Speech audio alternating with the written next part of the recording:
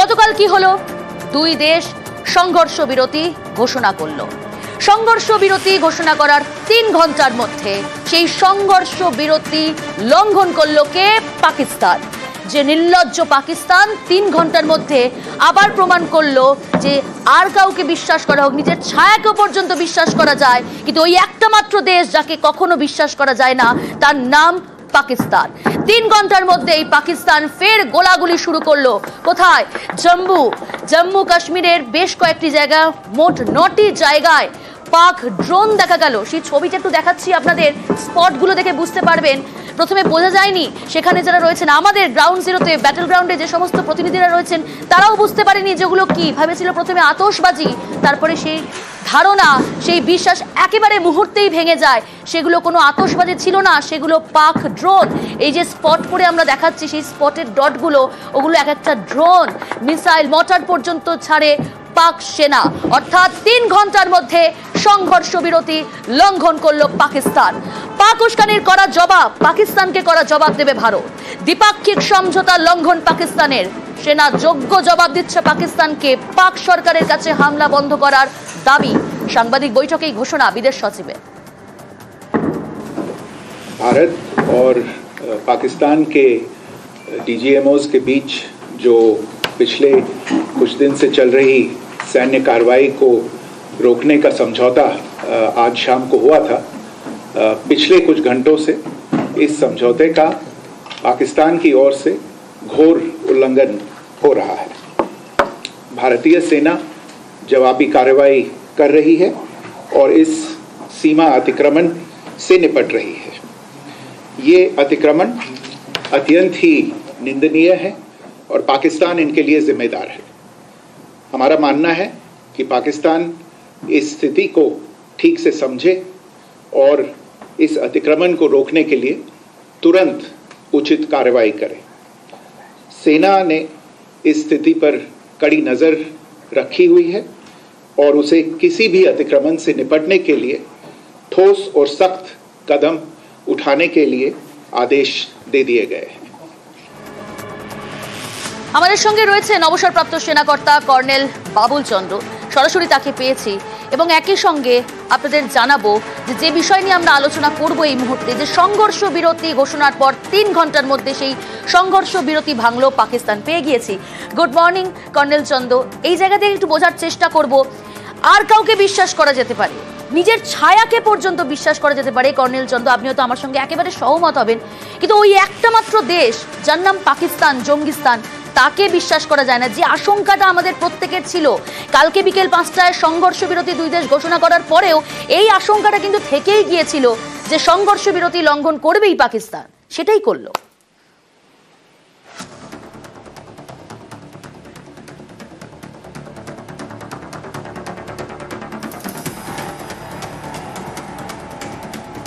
Colonel চন্দ্র শুনতে পাচ্ছেন? হ্যাঁ হ্যাঁ শুনতে পাচ্ছি। আপনি রিয়াকশন চাচ্ছেন? আচ্ছা আমি বলছি। এই দেখুন, ইন্ডিয়ান আর্মি বা ইন্ডিয়ান ডিফেন্স ফোর্সেস আর ওইদিকে পাক ডিফেন্স ফোর্সেসের মধ্যে অনেক ডিফারেন্স আছে। এই দিকে আমাদের দিকে হলো একটা ডিসিপ্লিনড আর্মি। যখন পলিটিক্যাল লিডারশিপ একটা ডিসিশন নিল, তারপরে ডিজিএমওটা অ্যাকসেপ্ট করে দুজনের মধ্যে হলো কথা। সো দ্যাট ইজ এ মানে লাস্ট ওয়ার্ড। ডিজিএমও কমিটমেন্ট দিয়ে দিয়েছে যে 5টার পরে আমরা ফায়ারিং করব না, তো করব না, আমরা ফায়ারিং করিনি। কিন্তু ওদের দেশে ইট ইজ আ রোগ স্টেট। এখন ওখানে পলিটিক্যাল লিডারশিপ কিছুই না, তো যা আর্মি চিফ ডিসাইড করে সেটাই ওখানে হয়। তো দো আর্মি চিফকে অনবোর্ড নেওয়া হয়েছে, যখন ওদের ডিজিএমও আমাদের ডিজিএমওর সঙ্গে কথা বলেছে, কিন্তু লোয়ার র্যাঙ্কসে ওটা আবার ফলো করছে না ওরা, আর এটা করবে না। তো সেই জন্য it is a indiscipline army আর একটা রোগ স্টেট, এই দুজনের সঙ্গে আমরা কিন্তু লড়াই করছি।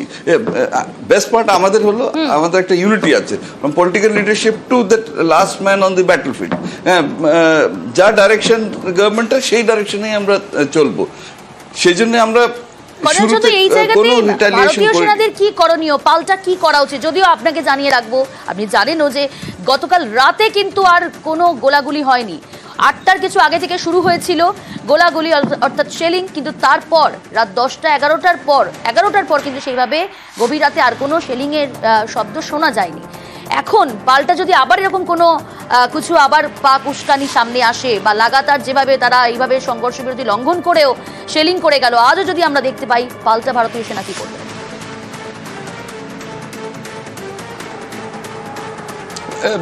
অ্যাবসলিউটলি, যে আমরা রিটালিটরি অ্যাকশন নেবই। দেখুন, আমরা কোনো ফার্স্ট স্ট্রাইকে যাইনি। এই যুদ্ধটা যখন শুরু হলো, ওরা আগে আমাদের দেশের ট্যুরিস্টদের অ্যাটাক করলো, তারপরে আমরা তার রিটালিটরি ওদের টেরর ক্যাম্পসকেই করেছি।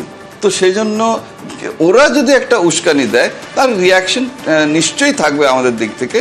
আর সেটার জন্য আর কারো পারমিশন নিতে হবে না, কেন কি ওটার পারমিশন অলরেডি চিফদের দিয়ে দিয়েছে প্রাইম মিনিস্টার। তো সেই জন্য যদি ওরা উস্কানি করে, আমরা ওটা লাইং ডাউন নেব না। হ্যাঁ, ফার্স্ট ডিফেন্ড করব, যে মিসাইলস আসছে ওগুলোকে মিসাইল ডিফেন্স সিস্টেমে ট্র্যাক করে ডিস্ট্রয় করা হলো।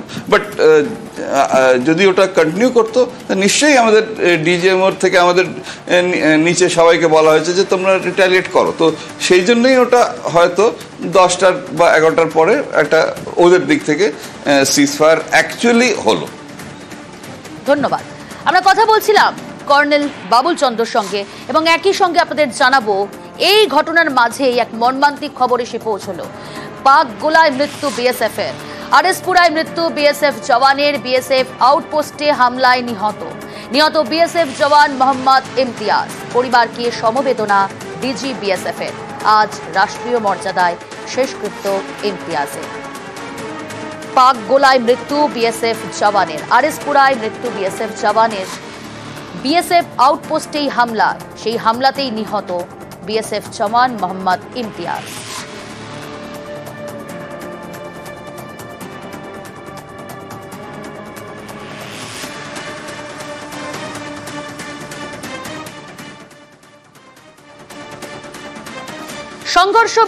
সংঘর্ষ বিরতি ভেঙেও গোলাগুলি আমরা দেখলাম। গতকাল 8টার কিছু আগে থেকে শুরু হয়েছিল। চণ্ডীগড়ের দিকে একটু নজর রাখা যাক। গত দুদিন যেভাবে সেখানে ঘুমোতে পারেননি, আতঙ্কে রাত জেগেছে সেখানকার স্থানীয়রা।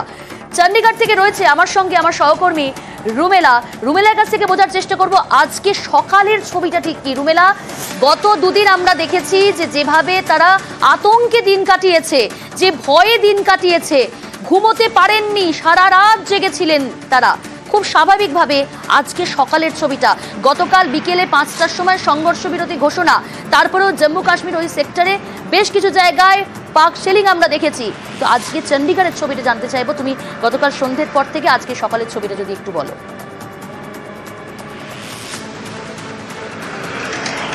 দেখো, জম্মু কাশ্মীর থেকে গুজরাট সীমান্তবর্তী যে জায়গাগুলো রয়েছে সেখানে এখনো টেনশন জারি। চণ্ডীগড়ের স্পেসিফিক অবস্থাটা বলতে পারি, গতকাল চণ্ডীগড় ছন্দে ফেরার চেষ্টা করেছে, গতকাল থেকে ছন্দে ফেরার চেষ্টা করেছে চণ্ডীগড়।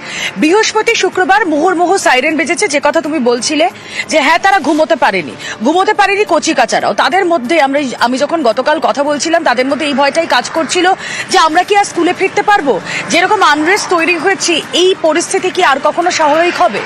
কিন্তু তারপর বিকেল 5টার পর সংঘর্ষ বিরতির পর থেকে তারা একটু স্বাভাবিক জীবনে ফেরার চেষ্টা করছিলেন, কিন্তু না, আবারও ছন্দপতন। আবারও যখন আমরা দেখলাম 8টার কিছু আগে থেকে গোলাগুলি শুরু হলো, তখন থেকে চণ্ডীগড়ের মানুষও কিন্তু আবারও সেই টেনশনের মধ্যে পড়লো, এবং সন্ধ্যে 7টা পর্যন্ত বৃহস্পতি এবং শুক্রবার দোকান বাজার খুলে রাখার নির্দেশ ছিল। গতকাল সেই নির্দেশ পেরিয়ে সন্ধ্যে 7টার কিছু পরেও তারা দোকান বাজার খোলা রেখেছিলেন, কিন্তু এইরকম ঘটনা ঘটার পর থেকেই তড়ি ঘড়িয়ে গোটা এলাকা ফাঁকা হয়ে যায়। এবং আমি ছবিও দেখিয়েছিলাম আমাদের দর্শকদের গতকাল রাত্রিবেলা ব্ল্যাকআউট, গোটা এলাকা টোটালি ব্ল্যাকআউট হয়ে যায়। এবং আজ সকাল থেকে যে ছবি দেখছি, চণ্ডীগড় কিন্তু স্বাভাবিক হতে আরো যে সময় নেবে তা বলার অপেক্ষা রাখে না। এখনো পর্যন্ত খুব বেশি রাস্তায় যানবাহনের দেখা নেই, সাধারণ মানুষের দেখা নেই।